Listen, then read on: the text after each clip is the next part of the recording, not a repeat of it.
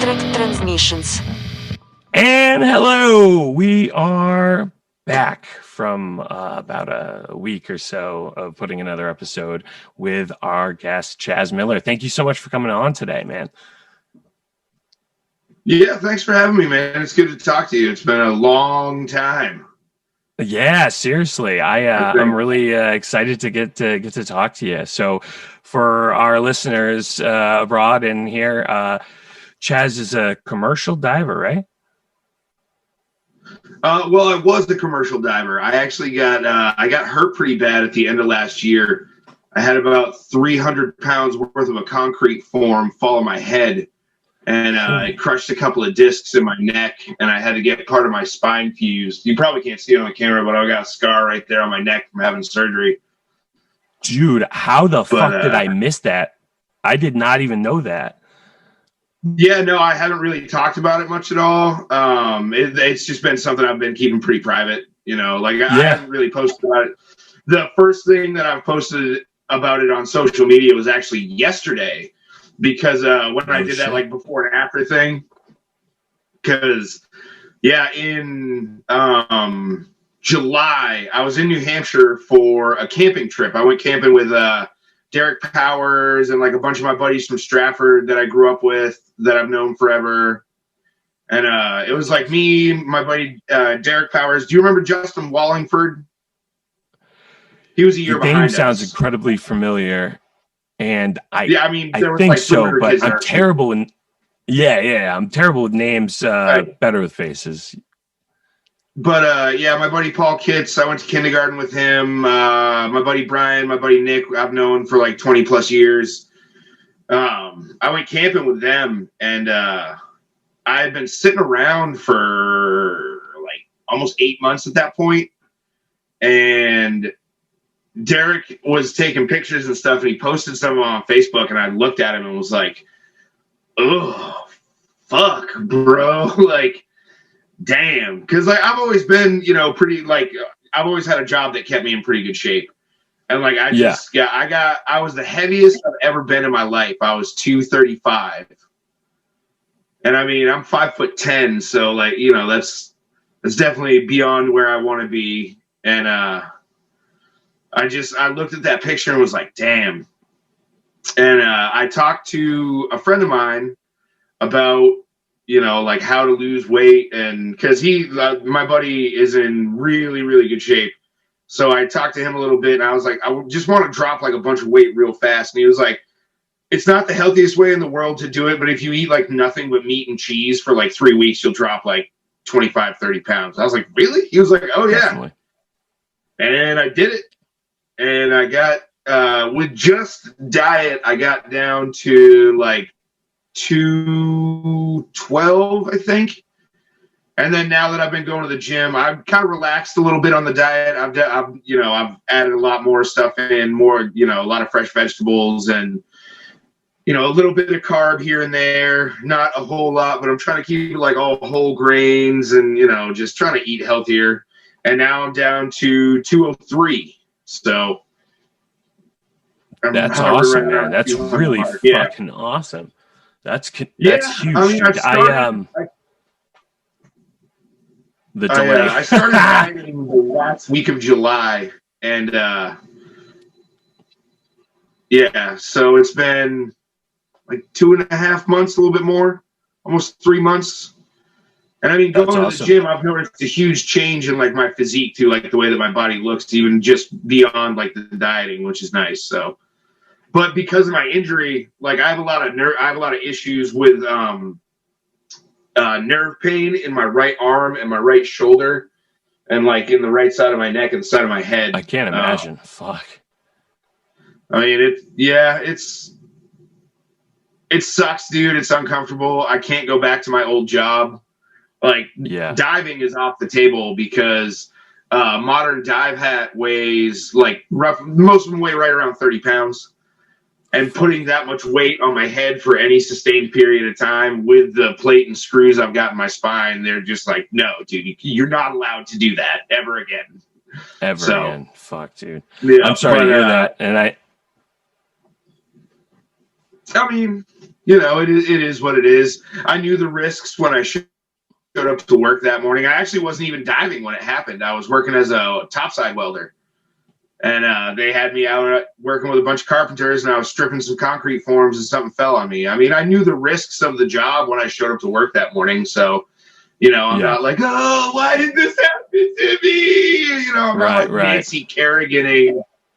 It's just not, it's not worth that. It's not worth expending that much energy into. I would rather put the energy into trying to heal myself and trying to take control of my weight and my health and my fitness. And, I feel like that's better. I mean, don't get me wrong. There was a hot minute there where I did do a little wallowing in self-pity.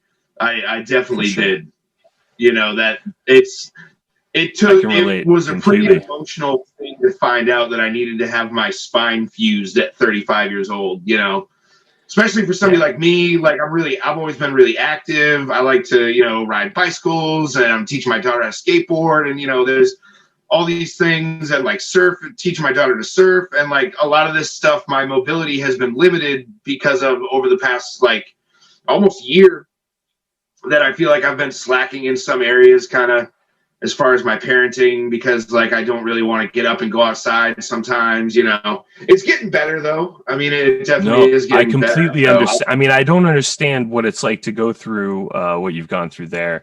I mean, I'm dealing with the chronic pain thing because the ankle degeneration shit. I've walked with fucking Canadian crutches now, unfortunately. Usually one, I'm supposed to use two, but it's been a battle. I mean, I rely on cannabis primarily for pain management, tramadol for whatever doesn't, but it's tough because when you have kids, you want to be the best parent you can, and when you're impacted by that shit, it's just, I mean, not sure that's exactly the same scenario, but for me, it's sometimes the pain on top of getting up, cleaning, doing laundry, picking up after his shit, the fun stuff. Dude, I mean, and that like that's a big part of it too, but it is hard sometimes because like for me, folding laundry, like having to like try to tuck something under my chin, dude, like after I get like two loads in, I didn't even think of that.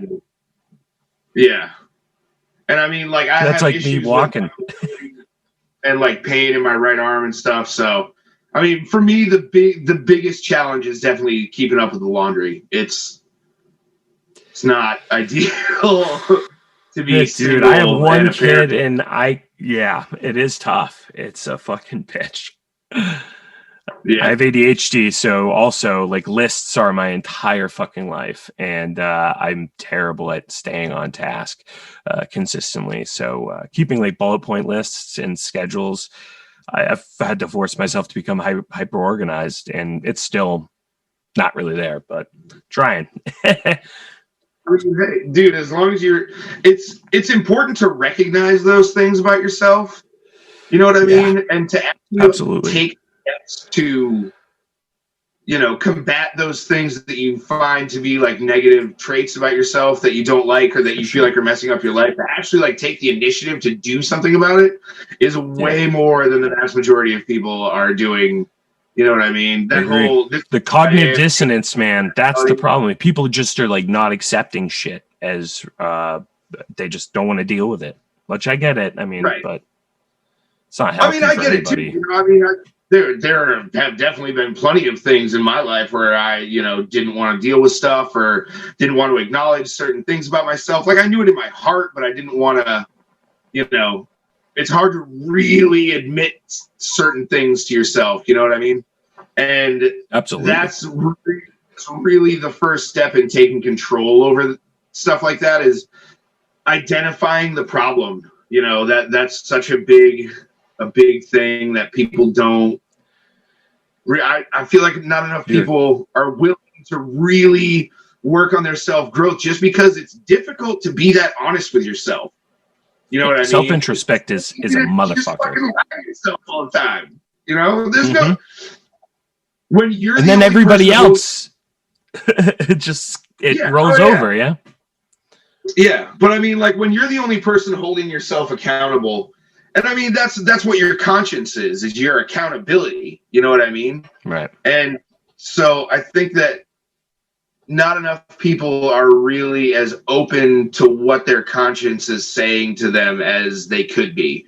And myself included sometimes, I'm definitely not gonna deny that I do the same thing. I mean, that's how I recognize it, is because I do that. Like it's a strange thing, man. It is for sure. I could relate to that because like I I mean I talk about this frequently. I know people that like listen to frequently are probably like, oh God, he's going to this again. But I definitely, self-introspect is hard because you have to accept things about yourself that aren't pretty sometimes, and Yeah. it's a brutal, it's a motherfucker. Like after my wife passed away, I mean, there's just a lot of things that get uprooted in that shit, right? Like you just have to Oh wow, deal I with didn't know shit your that wife passed away. Oh yeah, no, it was back in July of 2019, and I mean it was tough, for sure. It's Fuck, been I'm really brutal. sorry, dude. No, it's okay, man. Thank you. I sorry to drop that on you on here. No, I haven't talked. It's kind of the same thing with the spine thing yeah, there, right? But yeah, I didn't mean to catch us off guard for either one of those things, or the job thing too.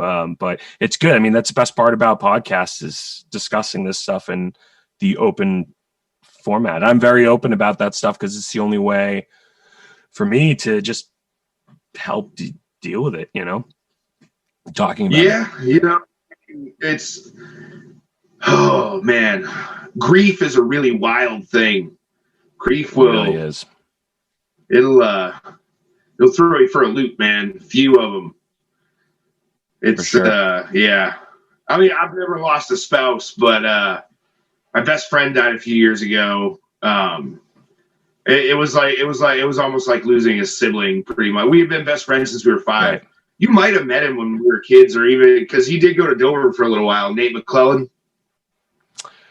I don't think I did. No. I mean, I probably did, but Anyway, again, names are tough, but yeah. But anyway, I mean, so for me, that was the first like big loss that I had ever really gone through, as far as like having a loved one die. That's I really mean, hard. it is hard, dude, especially because of the Yeah. way he died too. Oh my God. How He did he die? died of a heroin overdose. Oh, Jesus Christ. Yeah. Yeah, It's yeah. And I mean, I substances. had known a few other people prior to him who died of a heroin overdose, but never anyone that I was that close with. Yeah. And like that one was real hard for me because there were a couple of times prior to that where I had been able to save him. Like I've never messed with opiates. Like even when I was going through neck surgery and everything, I only took them for like the first week after surgery. Like I'm not big on the opiates Yeah. thing. Like I just don't like the way they make me feel. They make me feel gross. Me too. Dude, that's why I'm on tramadols, because it's the closest thing that I can get to the pain tolerance without having to be fucked up at all. It doesn't. I mean, if I took too many of them, I suppose, but like I take 100 milligrams extended release in the morning and then one later in the day, and it seems to do okay managing things that cannabis can't. But I'll tell you what, concentrate's great for the breakthrough pain. When I have that, it's better than any opioid they ever fucking gave me. Is when I have the real bad pain and I take even a dab rip or anything like that. Flower doesn't really do it anymore, but I mean, sometimes it feels like somebody's hacking into my ankle with a fucking axe. It's horrible. So when I was on opioids, I was on like 120 milligrams of oxycodone for a good period of time. It was bad, but I didn't want to be on the shit anymore. Oh yeah, they were a day. Oh yeah, it was a good amount. And now like I lost a good amount of weight though too. So I've lost since then 110 pounds. So it's made a Holy shit, bro. big deal. Yeah, I'm going for 200, man. I don't want to be. I can't see myself as a 180 kind of guy. Like I've always been big my whole life, even when I was in middle school. Remember? But Yeah, I'd rather be probably around 200. But geez, at one point I was like 350, 360. I was up there. I mean, I held it well. darn. A good amount of, I'm a big guy, but some of that's muscle too. So it held in pretty well. I didn't look as big as I was, but yeah, I was up there, and I wasn't healthy, and I'm still not healthy, but I'm trying to get it down there, and it's been diet. I did kind of really heavy, either protein or plants, basically, and then fasting's been my kick lately. 4 hours of eating, the rest 20 or 4 to 6 hours of eating, and then 16 to 20 hours off not eating. So that's been the most effective. Fuck that. Yeah, it's a weird adapt, but I feel I actually picked it up from Joe Rogan actually randomly, because I don't really get to listen to podcasts as much as I choose audiobooks over podcasts now.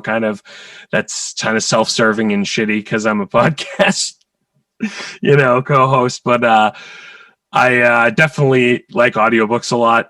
So that's been my jam. But anyway, what was it? We were talking. Oh, fasting. I heard Rogan just bring it up randomly about how he does fasts, not like for like that period of time, and he'll just drink coffee in the morning and feels energized. And I can attest to that. Not eating right after you wake up until like later in the day, like 3 o'clock or whatever, there's something about it that I didn't really get until, I had pancreatitis for a while. So the whole thing is to eliminate food and water from your diet for 3 days and give you IV fluids and shit. And that's how they heal your pancreas. And then after that, I was able to fast like no problem, because that sucks for 3 days, man. It's a weird kick too, right? Because they're just pumping you full of fluids and shit, and you gotta piss every 5 seconds, and it just sucks. And you're not eating, but if you feel dizzy, they'll give you sugar through your IV. Weird. Dude, oof. That's rugged. Yeah, it wasn't fun. What are you drinking?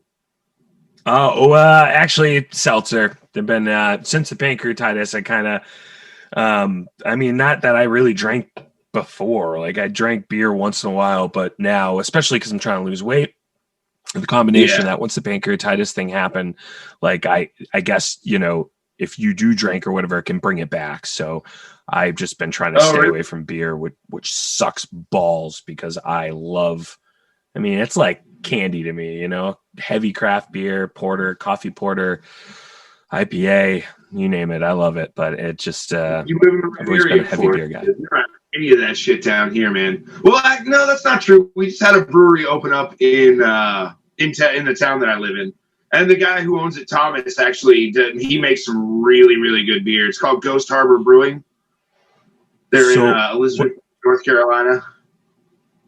Did you say that there's not a lot of microbrews down there?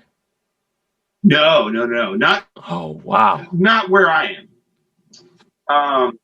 I guess there's a couple in Virginia. Like, there's a few in Virginia now. It's becoming more popular. The trend is slowly moving its way south, but... before we get off topic, I'll forget. What was the name of that brewery you just dropped there? Ghost Harbor.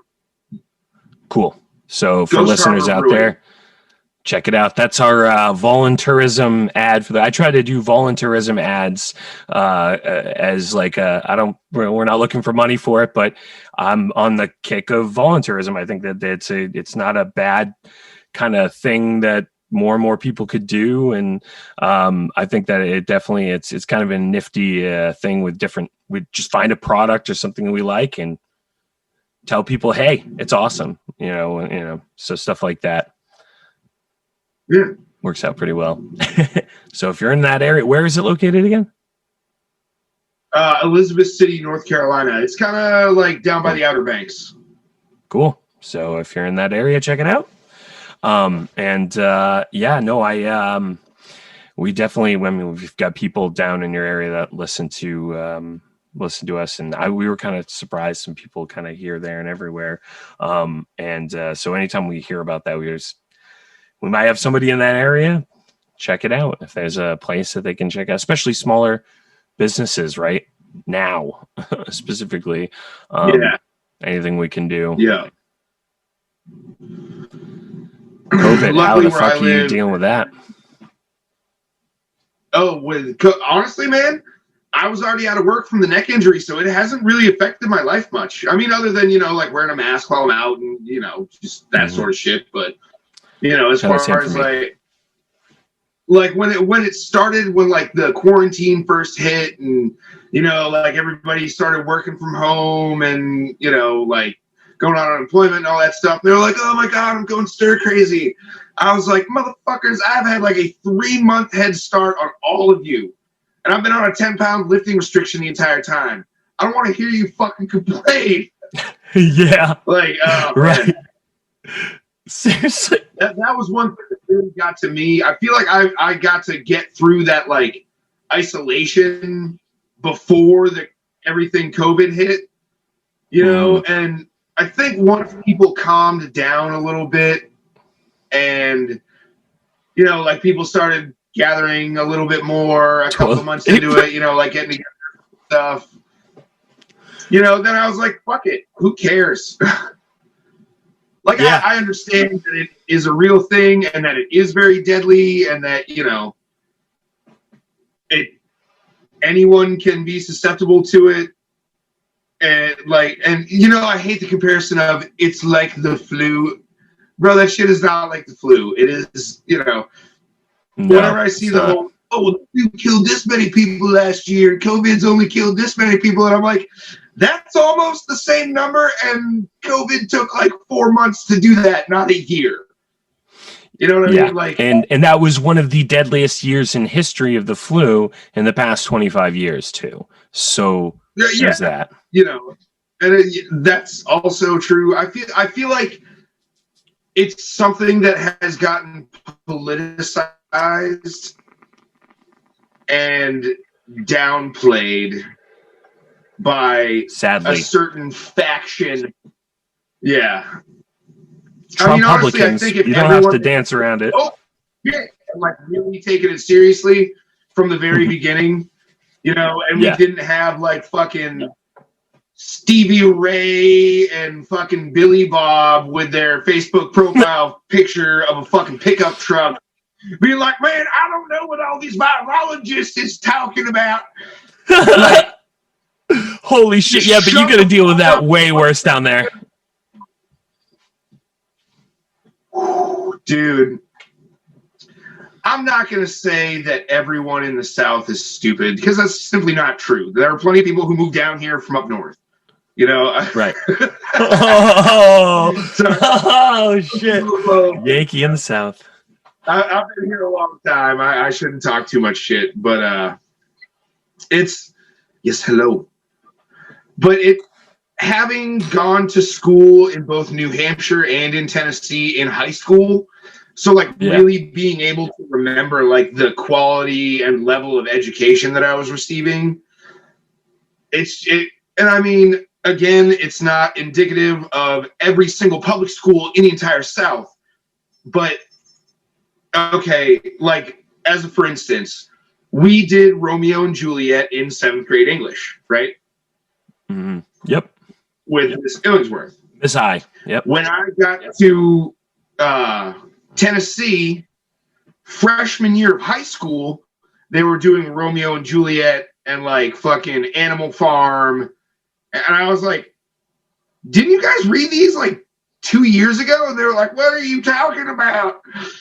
I ain't never heard of no William Shakespeare. And I was like, oh, fuck me, dude. This is going to be awful.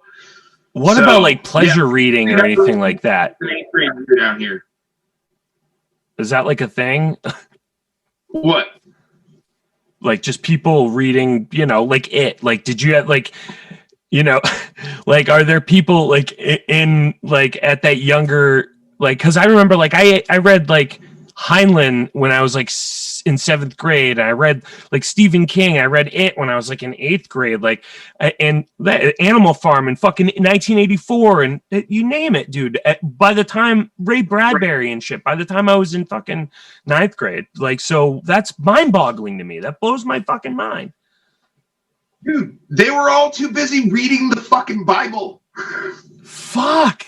I mean, and no offense to our Christian listeners out there, if we have any, not likely, but at this point in the show.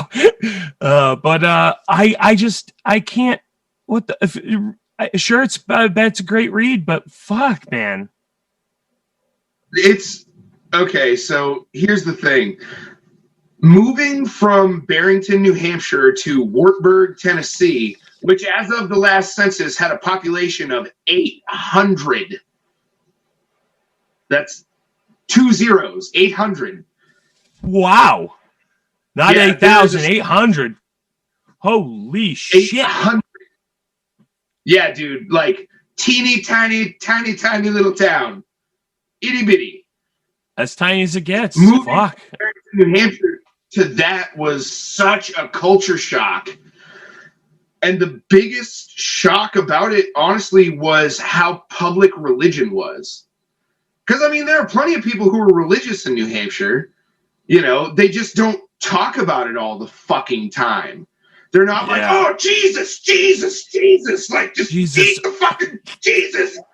Like, did you get your dose of dude, Jesus? It's so fucking crazy.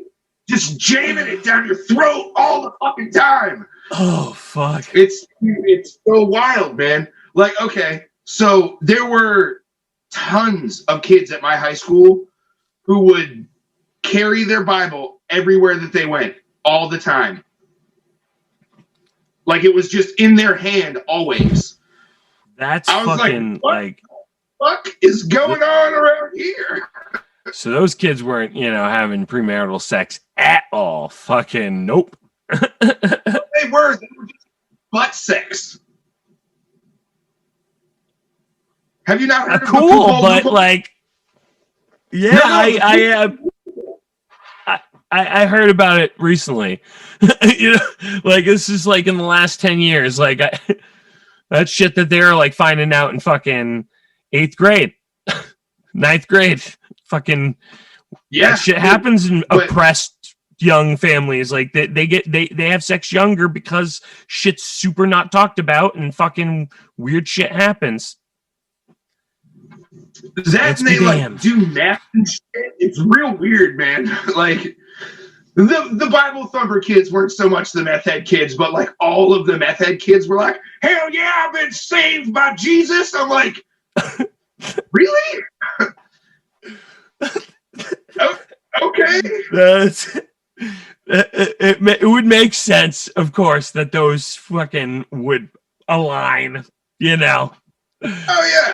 Yeah. I mean, it's, what's really weird is that, and I'm not entirely sure of the validity of this statistic, but I've heard this a few times over the years, and it's something like 1% of the prison population identifies as atheist.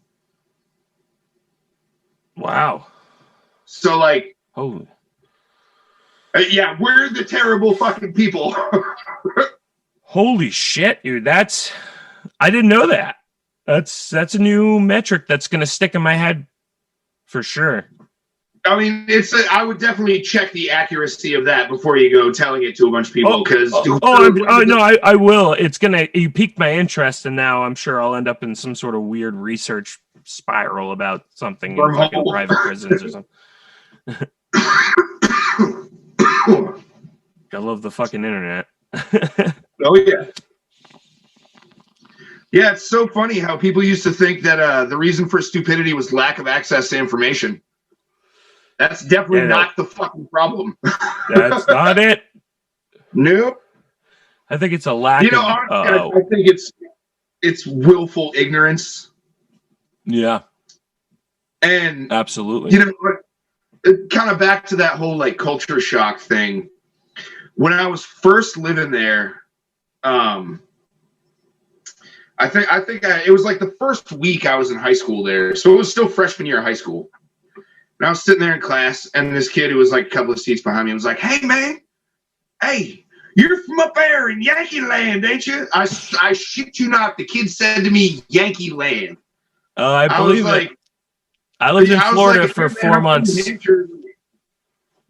Why? What's up? And this kid looks at me with the most like intense like look of wonderment on his face, just like like I could tell that he had been wanting to ask someone this question for a very long time and had just Oh never man. met anyone who was actually from up north. He goes, "Man, how often do y'all think about the Civil War and how things would be way different if we had won?" And then just like looked at me like just anticipating my response. And I was just like, what? Like that thought has never, ever one time crossed my mind. And he was like, "Oh man, I think about it all the time." I was like, okay. So And then he goes off like into this tangent about like how things would be so much better, and like he basically said he wanted to own slaves. Like the long and short of it was like, "Yeah, man, I wouldn't have to do no chores when I was a kid." I was like, ooh, that got wow, real dark, yeah. real fast, man.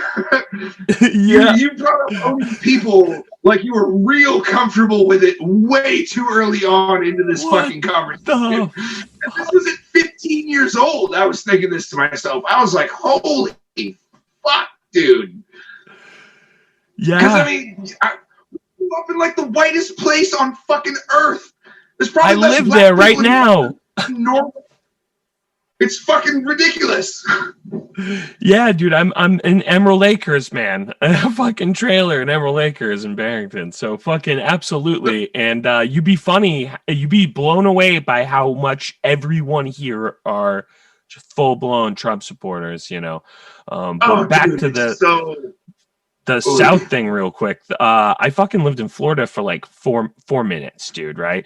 I was there for 4 months when I was like 19. And I was like 19 adjusting to that. And I was like, what the actual fuck? I can't imagine being 15 and having to go to school there.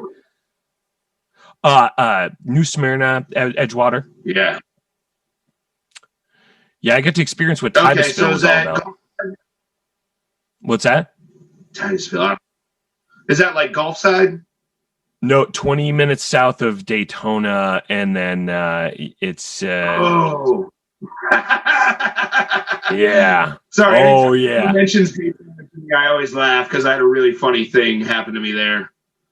It's the only place in the world I've ever been robbed. What? Yeah, I got robbed by a group of people. Yeah. So this is the only. I've only been to Florida one time. I went there when I was 23. I was living in Boston at the time, and I was working for a moving company. And me and another guy who was from Ireland moved a guy down to Miami. And my buddy who was from Ireland was like, "Yo, this is probably the only time in my life I'm ever going to be in Florida. So we're going to go stay in Daytona because I want to go see Daytona Motor Speedway." And I was like, "Cool, whatever, bro. You're driving the truck. Like, I don't really give a shit." I was 23. I was like, "They got strip clubs there? Sweet." Yeah, so that's a whole different story. But yeah, so we go out, we're hanging out, we're partying. He decides to go back to the hotel room early. I, stay out. I'm walking back to the hotel room, and I see this dude walking, and we started bullshitting a little bit. And I was like, "Hey, man, do you know where I can get a bag of weed?" And he was like, "Yeah, man, come with me." And I was like, "All right." So we ended up like intersecting with like a group of people that he seemed to like know or whatever. And I wasn't thinking anything about it. I was hammered, trying to get a bag of weed while I was out of town, like, fuck it. And so we get up in front of this house, and this dude's like, "Yo, give me the money and I'll go inside." And I was like, "Well, I'll give you half the money now, and then the other half when you come outside because we just met." And he was like, "Yeah, that's cool." So I pulled some cash out of my pocket, and I went to go peel off a couple of 20s, and he just grabbed the whole wad of cash, and another kid swung a fucking skateboard at me. And I like jumped back, and I was like, "Okay, so like that's what we're doing." And they were like, "Fuck you, walk on, motherfucker. You ain't gonna do shit, blah, blah. And I was like, all right, I see how it is. And I got creative after that. Yeah. Oh, they went down dude. to the end of the block that we were on and took a left. And I ran down the block that, because they were like a block away from me. So I ran down and like cut up and then watched which house they went into. And I was standing there for a minute and I was like, these motherfuckers. I mean, they only got me for like $50. It's not like they, took $500 out of my pocket or something. But I was pissed. Sure. I was young, prideful, fucking stupid. And so. Been there. I went and grabbed a cinder block that was like lining a flower neighbor's front yard. And I mean like a big gray, like a whole cinder block, not like a little red brick. I mean like a fucking hunk of gray. Yeah. And I get this thing and I over my head. I take like 5 running steps across the front yard and yeet this motherfucker right through the bump out bay window in the living room of the house they were. Oh no. Oh my God. Oh my God. This is golden. So 3 dudes come running outside. It was 3 of the guys who fucking robbed me. And I was like, fuck you. I just took off running. I was in pretty better shape back then. And they chased me for probably like 3/4 of a mile. They eventually gave up shit. though. Yeah, that's awesome, I know man. that window got off me. That's worth $50 almost, man. I'm not gonna lie. Hey. Yeah. Almost. Hey, drunk and 3 years old, things seem much more important than they actually are. Yeah. Yeah, I can relate. Been there before. Yeah. I don't know if I could do it though. I seriously, I was in Florida for like 4 months and I got this job at this place called The Garlic, right? Working in the kitchens because that's the only job I had until eventually I got into sales and never worked in the kitchen again.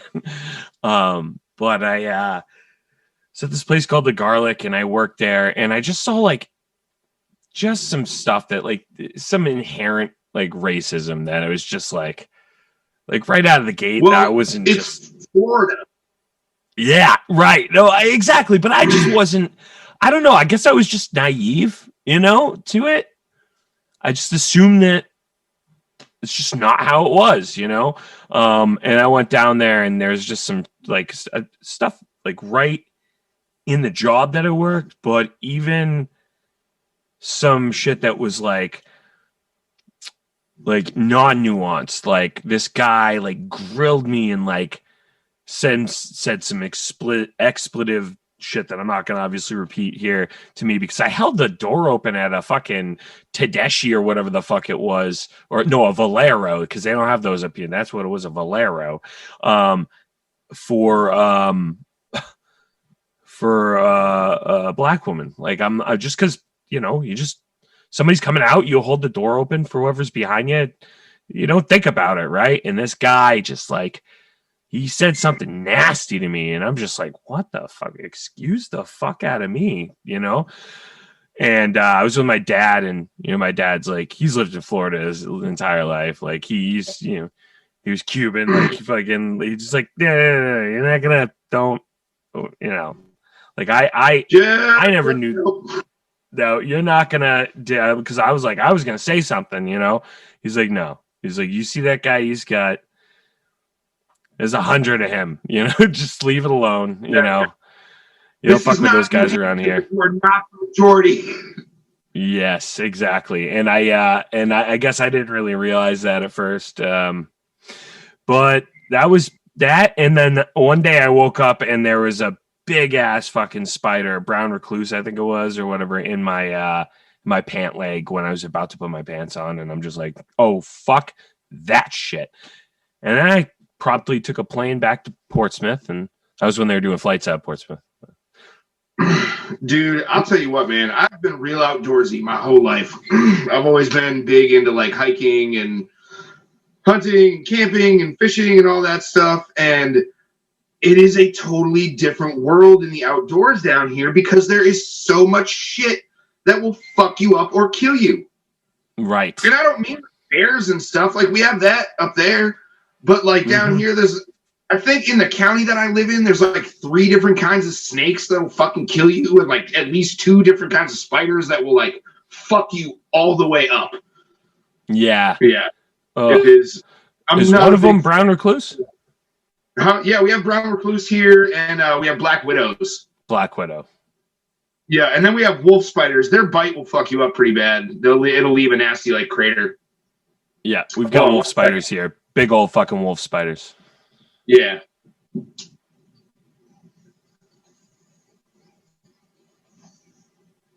Those are the ones that get fucking mixed up all the time.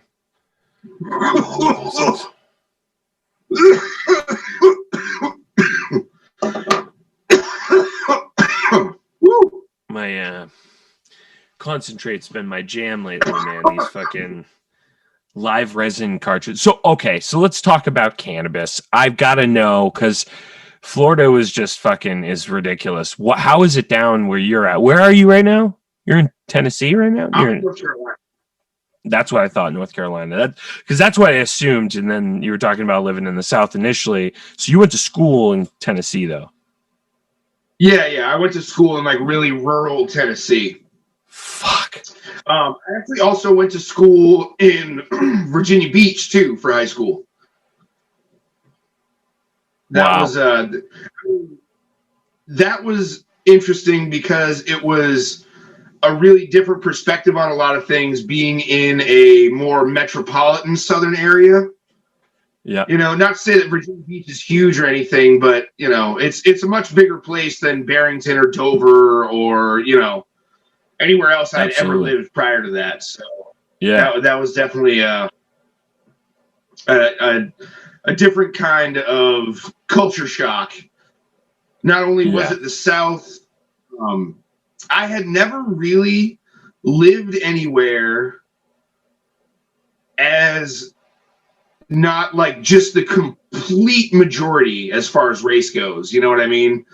Like I mean, in Dover, it was what, like 1,200 students with like less than 100 minority students. Right.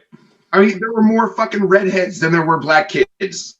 Yeah, absolutely. I would say less than probably 50, man. I mean, it was like there was not much in the late 90s, right? Early 2000s. Yeah.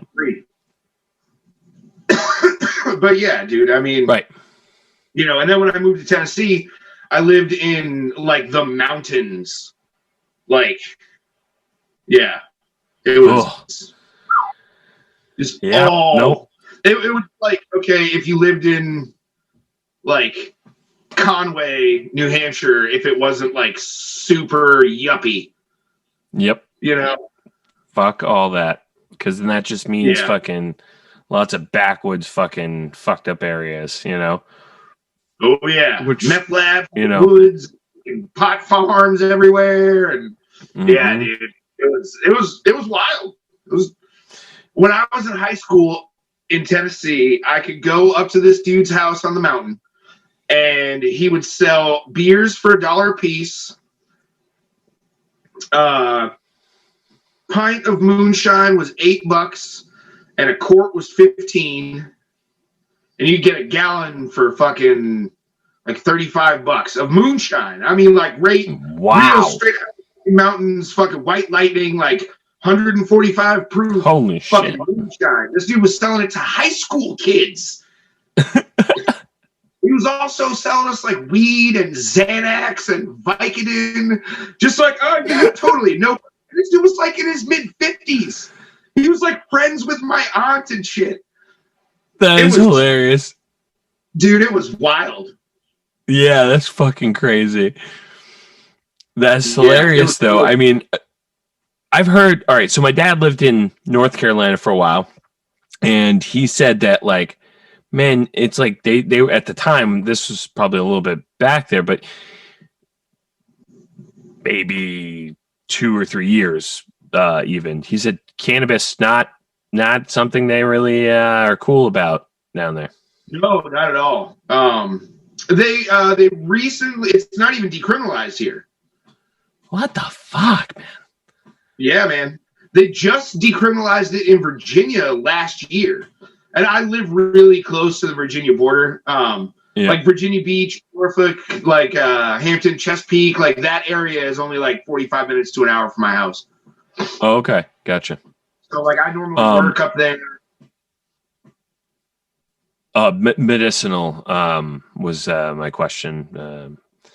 And then for the listeners out there, there's a delay there, so sorry. It definitely jars things a little bit. So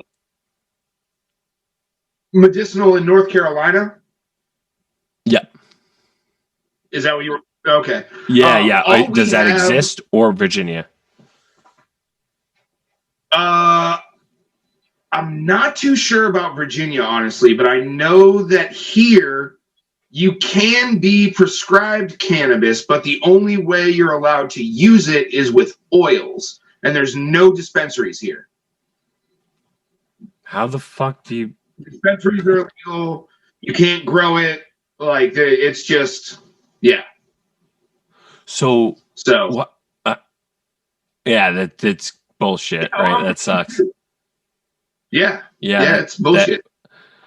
Fucking palliative care be damned, cancer patients be damned. Fucking, they'll arrest you for fucking. Where was it that I saw this cancer patient got fucking arrested in a fucking hospital for having cannabis or some shit because they had it on them. It was like the tiniest amount, and there was a cop there, and somebody got it like virally on video, and I'm just like, are you fucking serious? It's just stupid shit. I want to say that was somewhere like in the Midwest. Yeah, I think you're right. Too. It's just, the rights violations and the petty bullshit that just gets blown up into these huge things. It's like, dude, if you're such a fucking heartless prick that you're going to fucking detain a cancer patient who is in the hospital for fucking chemotherapy. God, what the fundamentally wrong with the person? You can't just turn the other cheek and be like, fuck it, this person is not hurting anyone. He's not going to have some sort of crazy violent outburst and fucking, it just blows me away, dude. It really is. There's zero evidence. Oh, sorry, I didn't want to cut you off there. I was going to say there's zero evidence for them to say anything. I mean, it's not toxic. It has never killed anybody. There's no proof that it's mentally or physically. I mean, not mentally, physically addictive. I can definitely attest to there is some sort of physical addiction from my personal experience, but there's no like hard science, right, to back that. But I personally have experienced it. Like if I were to try to come off of concentrates, because I have such a THC level now in my body, it would be tough, but more so from a pain standpoint. I mean, that's the big thing is the CBD levels and THC levels in my body now maintain the pain for me the same way oxycodone did in a way. It just binds to a lot of those pain receptors, I think, in a similar manner, and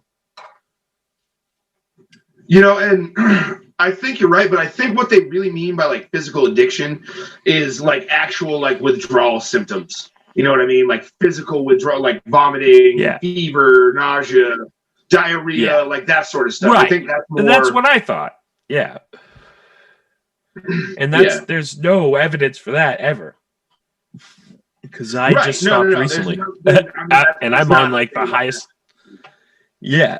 I'm on like the highest dosages possible of cannabis you can imagine. Like I could literally eat a 600 milligram chocolate bar and then go sell appliances my old job. Like it was no problem. I mean, I sold fucking $1 million like cannabis. Like I'm a very, very, very light cannabis user, if like at all, really. Like it's not a super consistent thing for me. It's really like bedtime when I'm trying, because it's since I got hurt, it's been really hard for me to get comfortable to sleep. So that, like if I am going to do it, it's because I'm like toss and turn, Yeah. But yeah. So.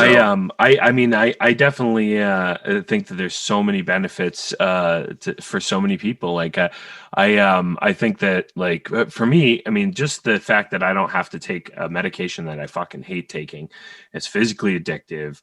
I mean, that's caused horrible things in so many people's lives. I'm lucky that I'm like you. Like I've never liked the feeling of it. I've had to be on and off of it since I was in like 17 or so when I started having real issues with the ankles. Skateboarding kind of brought out some underlying defects that I didn't know about my ankles, and then surgeries kind of accelerated things, and unfortunately it just kind of got to where it is. But the definitely the big thing was that was trying to manage pain that was unmanageable basically, and now I'm at the point where I could for the most part manage some pretty extreme pain with just high quantities. I mean, really high quantities of CBD. THC, not so much. Like I'm not as much. The CBD is the big thing, and that's where like I get a lot of it from flower. The concentrates, I do use a lot of the CBD isolate, which is really great. It's really, really super concentrated because I need a lot of the CBD, and there's no tincture out there. There's nothing that really does it other than straight CBD flower, which is kind of what I'm smoking right now. But then I also have the concentrates, which is I try to get the full spectrum stuff because I feel like it delivers the THC a little bit better. But I mean, I'm right next to Maine, so I go to Maine for pretty much everything because New Hampshire's fucking ridiculous about their fucking their costs and how much they charge, and they're even telling us to go over the border.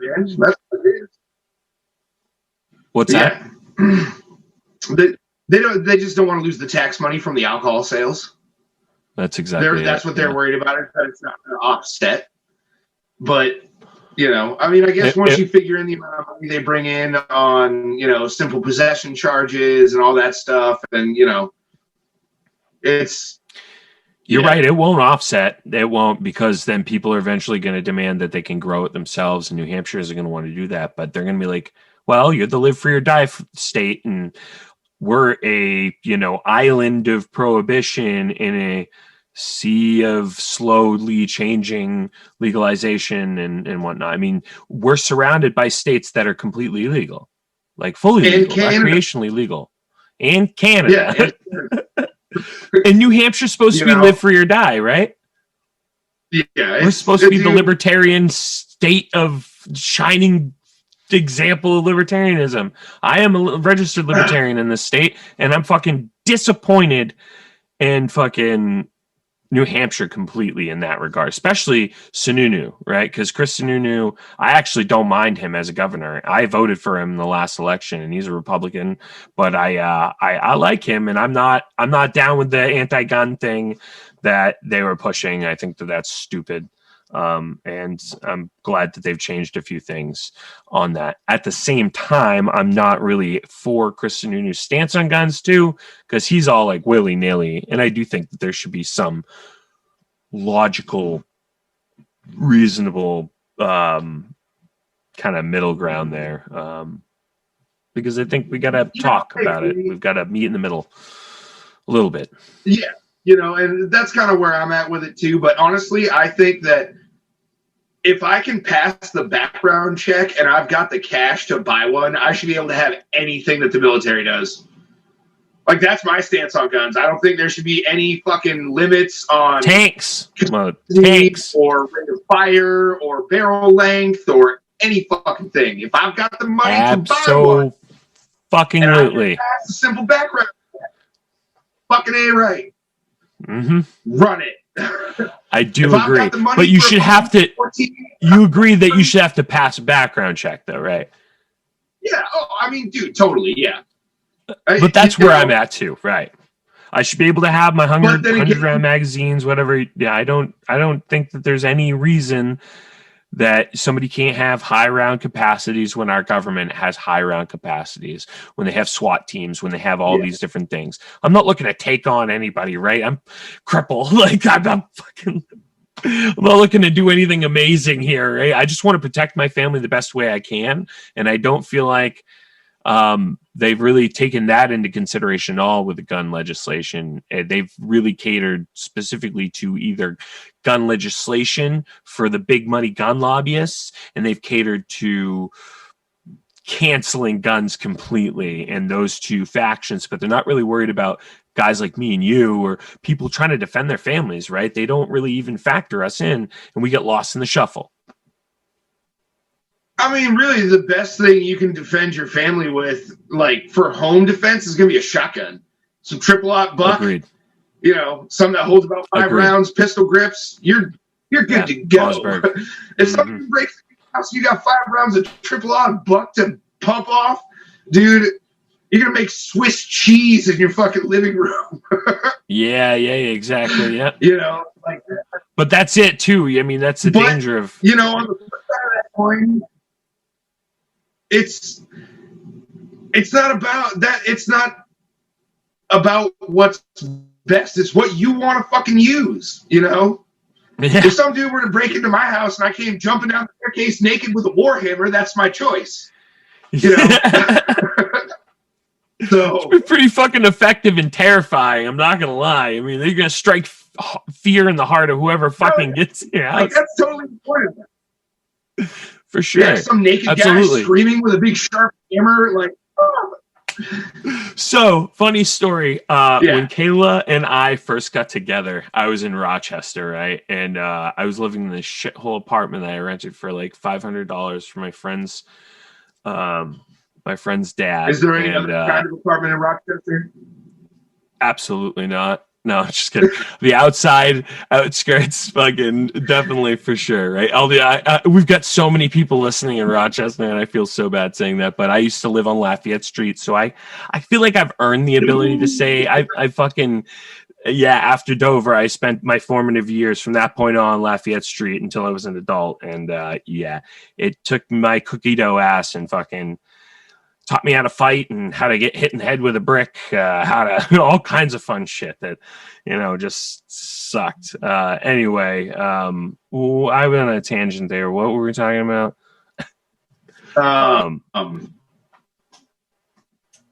Fucking.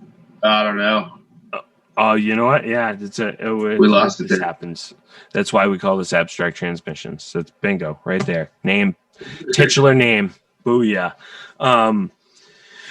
We were talking about something along the lines of cannabis, and then it led to something or other. I'll go back and edit it and kick myself in the ass for it later. But you know. Oh, gun laws. What's that? We were on guns. We've moved from cannabis to guns. Thank you. So, the story. Shithole apartments in Rochester, I do believe, is where we were. Thank goodness. I rented this place, and it was an old office building from the 1920s that they never renovated. So it just had glass window for a door in the main door to my apartment. And it's an old shitty glass window of a door. So one night there was a party upstairs, and the guy upstairs is a good guy too, you know. He's a pretty prominent guy actually in Rochester. And he just had a drunk guy there that fucking got blasted, went downstairs and was trying to find, I think, his way out or home. It was confused, trash, and like tried to like shake my door and then tried to forcefully push the door open and then broke the fucking window in. And I'm like, me and Kayla were in bed, and like I'm fucking pretty much naked. This was back in 2010, because it was right before Gavin was born, or was conceived rather, in July or something like that, and before right after we met in 2009. So yeah, 2010. I'm in that apartment And this guy at like, I don't know, 12 pushes the window through and shit. And I fucking like, fuck that. I got up and I grabbed my handgun and I fucking thought the guy was breaking in. She was terrified and she was very anti-gun. Like when we met, she was like, I don't like the idea of the gun. And then she did change her opinion somewhat on it because she was scared. And I was scared. My heart was racing. Like, this guy obviously wanted to get in. Turns out, I think he was just trying to look for somewhere to piss and like was just trashed. But yeah, I obviously had to go out and kind of like analyze the situation. And he like looks, I don't want any problems. Like, dude, you need to get the fuck out. After everything happened, I called the police already, explaining them the situation.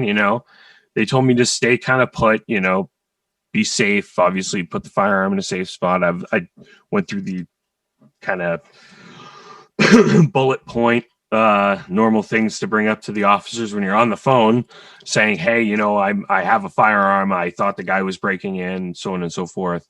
And they were very reasonable about it, actually. I was surprised with how well they dealt with that specific situation. Specifically, no offense to the Rochester PD, but fuck them for the experiences I dealt with growing up, specifically. But they dealt with that pretty well, actually. I'll give them credit where credit's due, for sure.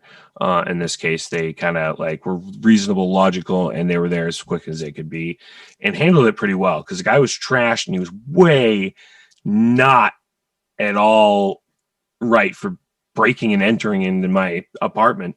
But at the same time, like, he was drunk. So they were going to charge him. But I didn't press charges. I felt bad because I scared the piss out of him. Well, that was nice you did not press charges on the poor drunk asshole. Everybody makes mistakes. I'd be like, pay for it, dude. Yeah, well, no, I mean, it was kind of like it was locked. You know what I mean? So like he didn't like, you know what I mean? He was trying to get in there, and I guess like didn't realize whatever. But like that's pretty terrifying to have somebody like literally break in through the door and shit. Like the glass fell, and it was like, what the fuck, yeah, I mean, I wasn't gonna shoot anybody, but like, what the fuck?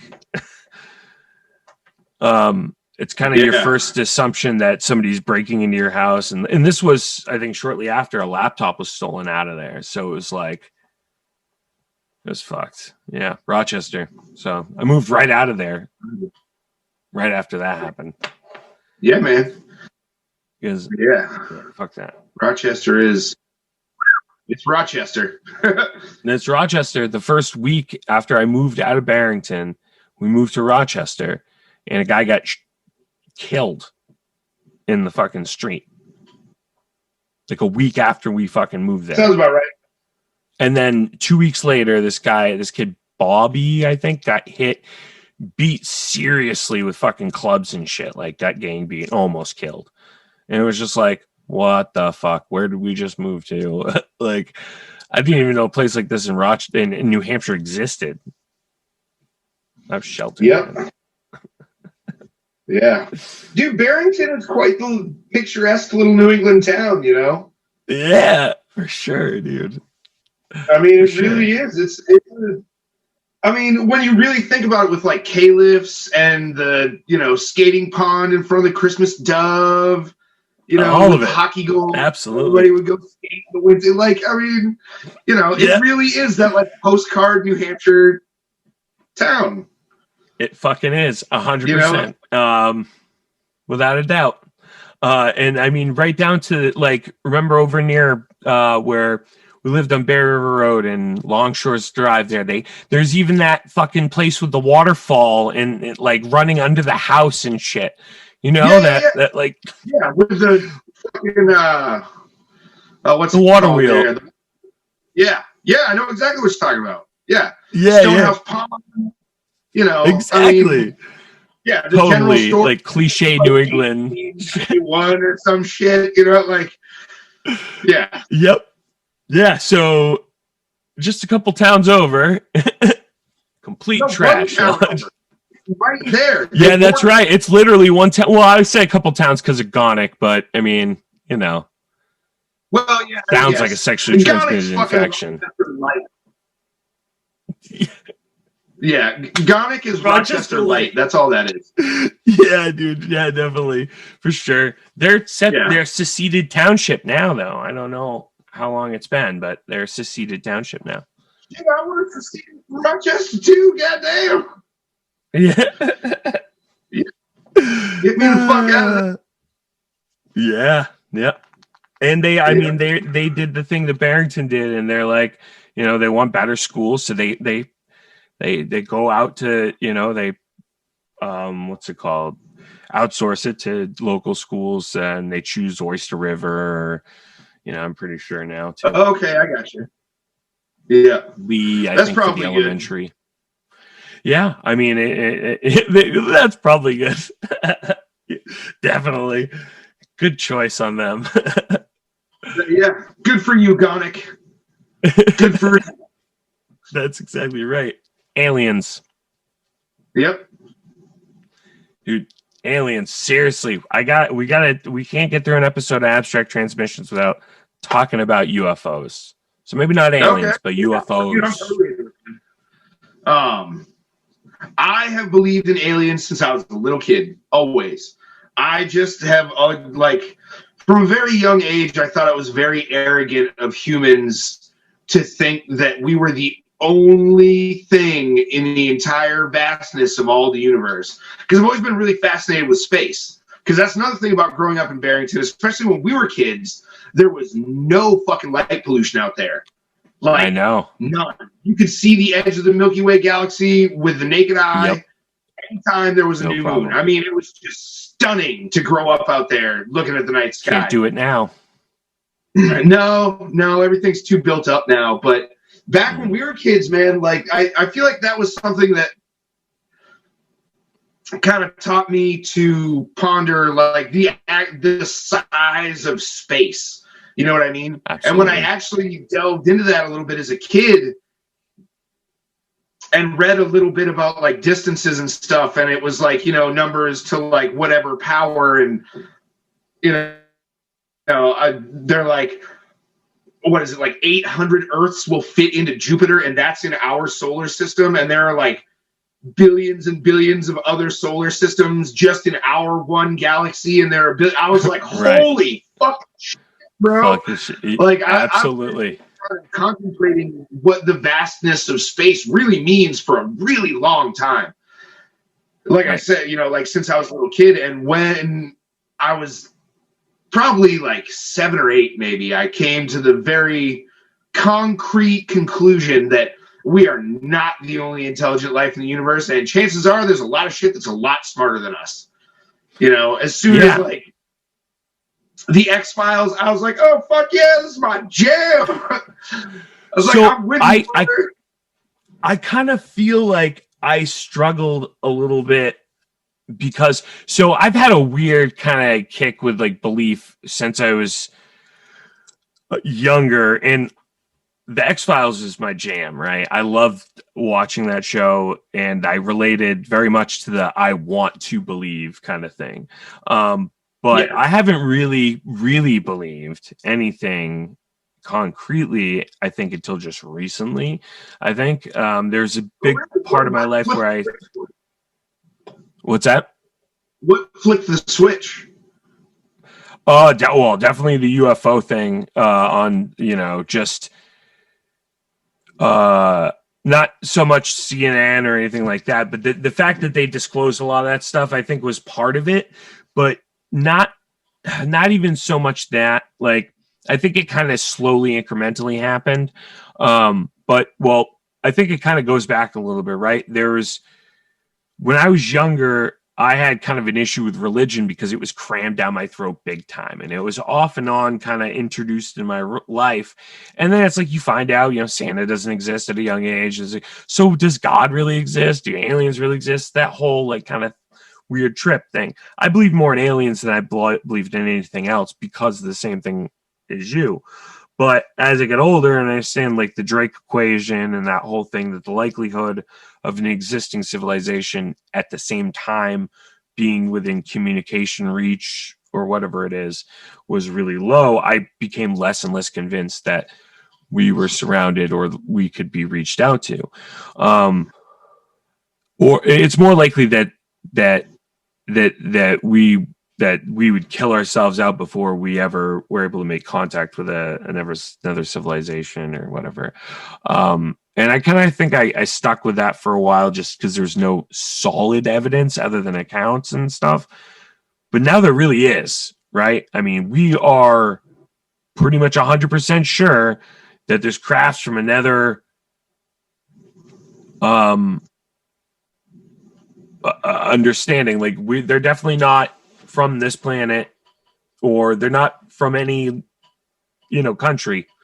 It's like we don't know how to defy the laws of physics as a species yet, so they're not ours. Exactly. They're not ours, right? They literally defy the laws of physics. It went underwater faster than it was going through air. Like it changed mediums faster, which just doesn't make any sense. There would be a delay and slowdown. It's just physics, right? Nope. Nope. That thing just went right through it. Yeah. So it's mind blowing, and just I think it's kind of concerning to me how fucking asleep at the wheel we all are, that we're arguing about fucking elections and shit when the greatest thing to ever happen to human civilization is happening, and we're just whatever. Let them. Like, people aren't riding in the streets over aliens, and they fucking should be, because this might be what saves us ourselves from ourselves. You know what I'm saying? Like, we might destroy ourselves before it's too. Like, they may need to intervene now. I mean, we're just about at the fucking tipping point. Right. You know what I mean? As far as climate-wise, we're like, we're beyond the tipping point.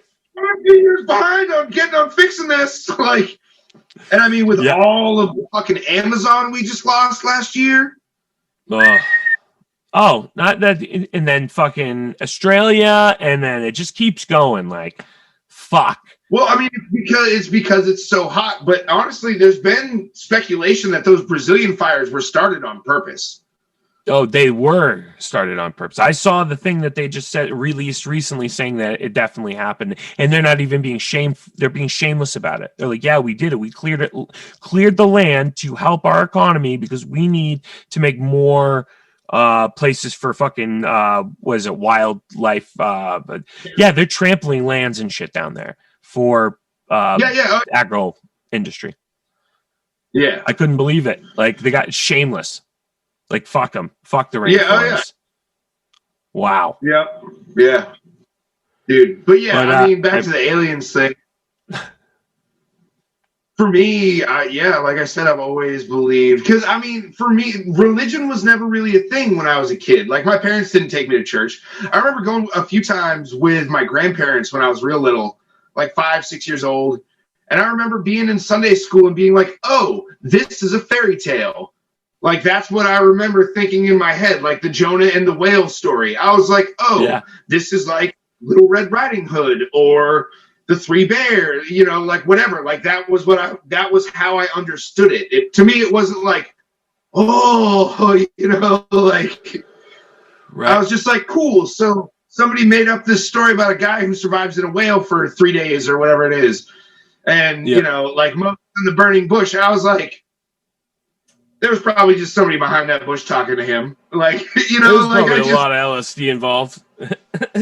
I mean, now there's speculation that there was DMT involved in that, but that's a whole different topic. But anyway, like, that stuff, it just never really made sense to me. So I didn't have that outside influence of the whole, like, God is the only thing there is. Like, that was never like jam. So, I was brought up to be a. Oh no! And now my parents, because I'm not. Both my parents found God, like, as they got older, and I'm like, well, that's why. What? And they're like, well, you should really try to find a nice church to go to. And I'm like, that ship sailed a long time ago. Like, yeah. Like, Agreed. I would not admit all that I've found religion, but I have been kind of leaning toward a more like Wicca mindset these days, like kind of like paganism, really, like Norse paganism, sort of. Sure, I just feel like it's just more of like a connection with nature thing, Yeah. Like I was saying earlier, I've always been outdoorsy, my whole life. I mean, growing up in Barrington, you kind of have to be, or you're going to be bored out of your fucking skull, But and we didn't have tablets. I mean, shit. I had a Sega. You can only play Sonic the Hedgehog for so long before you're like, all right, I have to go outside. Right. Well, absolutely. And well, I with the religion thing too, like I feel like because I had an influence at kind of a younger age, but it was enough that it was like it happened a little bit later, so I could kind of like question it a little bit, like and not even that, because I don't think there's ever a point where I was just like 100% on board with it. It was kind of like, okay, all right, so yeah, I'll listen, but like I don't know how I feel about this. And then as time went on, then I started hearing different stories, right? Because I got like my biological father came into my life kind of late. And he was, he's Irish Catholic. It's different than who I considered me my dad, which is, my dad. But he was like Irish Catholic, which was like fucking a whole mind fuck, right, for me. And then my mom kind of, was getting assistance from a couple of churches and stuff. So I was introduced to some of like the Baptists and I think Protestant. And I just, I was open-minded, I guess, when I was a little kid, but only so much because I didn't believe it, And then I got to feel the guilt of not believing it, right? Of like, why don't I believe this? Everybody else does. And then we get older, it kind of turned into rebelliousness. And I remember you specifically, and when we were in 7th grade, being like fucking hard, like atheist, like no God, no master, the anarchy shirt and everything. And I'm like, whole mind fucking expansion at that point in my life. Cause I had never really believed it. And I just kind of there was never like a point where I felt rebellious against it. But then I kind of started to dig in more, and I was always into science. Like science had always come a thing that really attracted me. Like I've always been a nerd, so it's like the more I could dig in and the more things didn't line up, even at a young age, but especially more cemented when I was like 11. It was just like this is kind of not an epiphany, but just like, yeah, fuck that shit. Very much fuck that shit. And there's no way I will ever go back to that. And so where I'm at now is kind of similar to where you're at in the aspect of spirituality, but to an extent, for me, it's just like an energy thing, right? It can't be created nor destroyed. We obviously have to go on in some sense. Like our energy doesn't just dissipate. Like heat energy goes and becomes part of entropy, but only to an extent, and we transfer our energy in some way, shape, or form. Maybe our energy is going back to some main frame, hive mind kind of thing. Who knows? But I'm open-minded to the idea. I just don't believe in an ethereal sky daddy, the do it or I'll fucking spank you kind of thing. I just don't. Debate in the sky. Yeah. Right. Yeah. Just, never. I the same way. For me, like I was saying, it's more of a connection with nature thing. And when you were talking about energy, that's kind of the way I see it, is that like there's something next us with the trees and the earth and the grass and the squirrel, what it is, I'm not sure. For me, it's almost like a vibrational thing. You know what I mean? We're all kind of like all life, all beings, the flora and the fauna, we're all on the same kind of wavelength, I guess. See, that makes so much more sense than that like ethereal Jesus fucking thing. It just doesn't make sense, I don't want you to eat pork. Fucking why? Why not? Oh, because this is from a book that was written 2,000 years ago when we didn't know how to properly process animals and we didn't have refrigeration? Is that why? Oh, is that why I'm not allowed to eat shellfish either? Oh, that's probably the fucking reason. Right. That's exactly right. And it's fucking bananas that we're still so hung up on all of these religions as a species because it has done us zero good. Really, if you look at it, I hate to say it. You can't say that completely. There are good things that religious organizations do. You said, your mom was doing some assistance from a couple of churches. When it comes to no, you're right.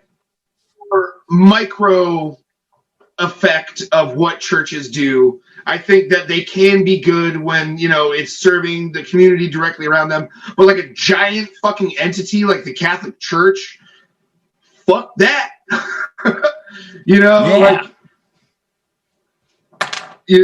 Like that. That's where I gain issue is with that. Like now that I'm older, I'm not so much that militant, fucking no master, anarchy, fucking forever. Like, no, I'm not in seventh grade anymore, Oh, right. God, I know. Me neither. But I had a fucking anarchy sign tattooed on my fucking arm from when I was like 19, man. I get, but I'm not that. It's the same thing. We're dads now, right? And like, it's like, no, we need some rules. There's a bedtime and shit. You gotta do that. Yeah, absolutely. It's so funny. I look at myself when I was a kid, the Fear Factory t-shirt and fucking like, holy shit, like my life has just changed so drastically from where I think I would be and even 10 years ago to where I am now. But it's interesting because I think a lot of who we are when we're younger, it paves who we become later in life to an extent. Either some people rebel against who they were younger. Some people kind of evolve to this different format of that and have some like core tenets.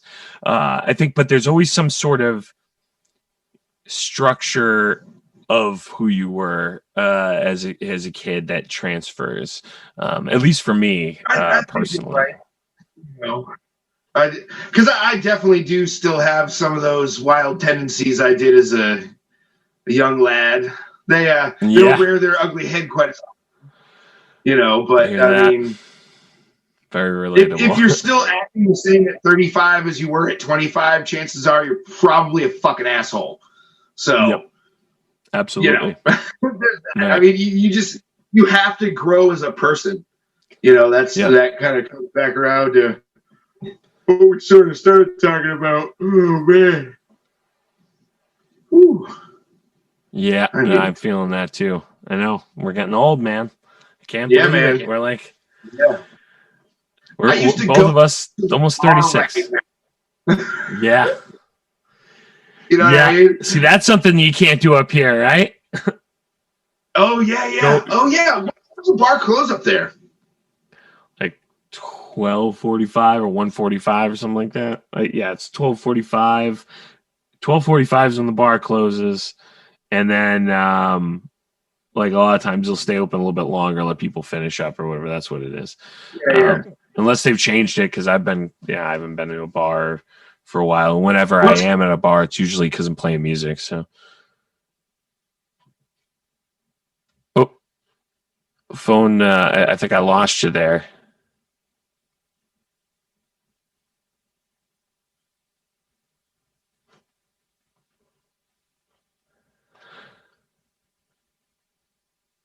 Oh, I think we lost him, but nope. Yeah, we got you. I got it. It's a win. Yeah. Your internet connection is unstable. They said, but hey, where were we? You were saying going out to What the time bar does this stop time. selling? That is 11:45. Okay. See, now down here, you can serve alcohol in a bar until 2, and you can buy booze in a gas station until 2. Holy shit! Yeah, so and you can get booze at a gas station. No, not liquor. You got to go to a state liquor store. It's like that. It's like okay. there. Oh, okay. Yeah. But when I just mean like beer. Have you been to? You've been some states where you can just buy liquor right at the gas station? Maine. Oh shit! Yeah, I totally forgot. Maine is fucking right next to us, and dude, how did I just gloss over that? I never even thought about the fact that it's right next to us, and they fucking sell liquor in a gas station. Ohio's another one where it's just like bottles right in the gas station. I'm just like, what the fuck? Yep. I'm so not used to that because New Hampshire, Yeah. I'm so sheltered. I never leave the state, man. I do love this state. I just wish they'd get on board with the cannabis thing. Most of the people I know in New Hampshire actually still just vacation in like a different part of New Hampshire. Yeah. I'm like, dude, like go somewhere. And they're like, why? It's true. I mean, the thing about it, like I'm the same way, man. My wife and I got married in North Conway. Like we just chose to go do that by ourselves and have our own little thing. And it was great. And I loved it. But you're right. People in New Hampshire just love to fucking vacation in their own state. And it's ridiculous. It's really funny. Weird, it is so odd. But what I really do love about and this is why I don't think I'll ever leave, is just because the proximity to the mountains, the beach, the city, pretty much everything, it's just the cost of living up here is brutal. If I didn't own a shitty trailer here in Barrington, most of everything I have is in the cost of the lot rent, which is still enormously expensive, Yeah. Fucking almost $500 a month for a lot rent is crazy. But it's a nice park and nice schools and so on and so forth. Luckily, I'm able to just skirt by with that, but I can't imagine like living outside. Like I lived in Maine even for a little while. I like Maine, and they have way better cannabis laws, right? They've got their shit together in a lot of ways. I'm just, what? My mom grew up here. I think that's probably part of it. It's just I'm kind of a sucker for nostalgia, and I just, I like that they sell Moxie here. I am too, man. I definitely feel you on the nostalgia thing. And honestly, I don't know, I would like to be back up there after Judy's off to college. Yeah. But, that's 10 years from now, so I'm not really thinking about it too much at this point.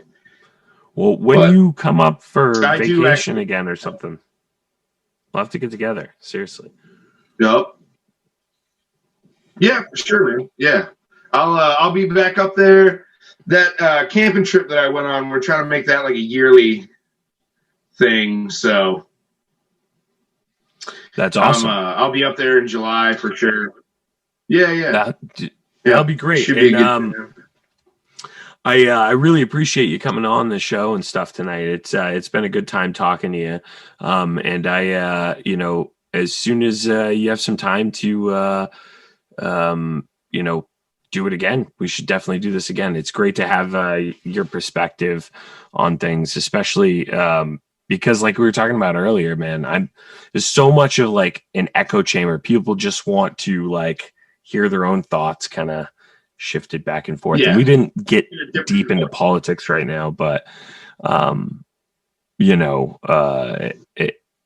it's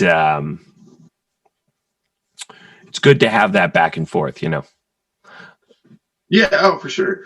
I'd love to do the podcast again. Hopefully next time we can get Justin involved, because it would be nice to talk to him. I haven't seen him in 20 plus years either. So Absolutely. And he I think has every intention on kind of being back once things kind of get a little bit more panned out for him too. And it's nice because we've talked a bunch of times, and it'll be nice if you're up this way, if you if we get together or something. Yeah, like do like an in studio, like yeah. Yeah, because that'd be great. We'll get together and do something in person. Once the COVID thing's been the adapt, right? Getting adapted to. It's been good. I think this has been a good episode, and we get to get some really good stories and stuff out there. Like seriously, I think that there's not enough interviews where it's just kind of loose talking back and forth. I feel like a lot of times it's like people have bullet point questions, and it's just never a comfortable kind of thing. So I think that being able to kind of do this in kind of a long form conversation is really conducive to getting questions answered without having to ask them in a bullet point manner. So let me do this. I will I'll email you pretty soon, and me and Justin will try to plan something too, so we can even just do a Zoom between the three of us without the podcast things. Sometime, have a virtual beer or some shit. But it's been great talking to you, and as always, for the listeners out there, we appreciate you guys listening and sitting with us and doing the abstract conversation, kind of getting the technical difficulties out of the way early on. So I appreciate everybody sticking through the Zoom thing and getting used to a new format. So as always, abstract here, abstract there.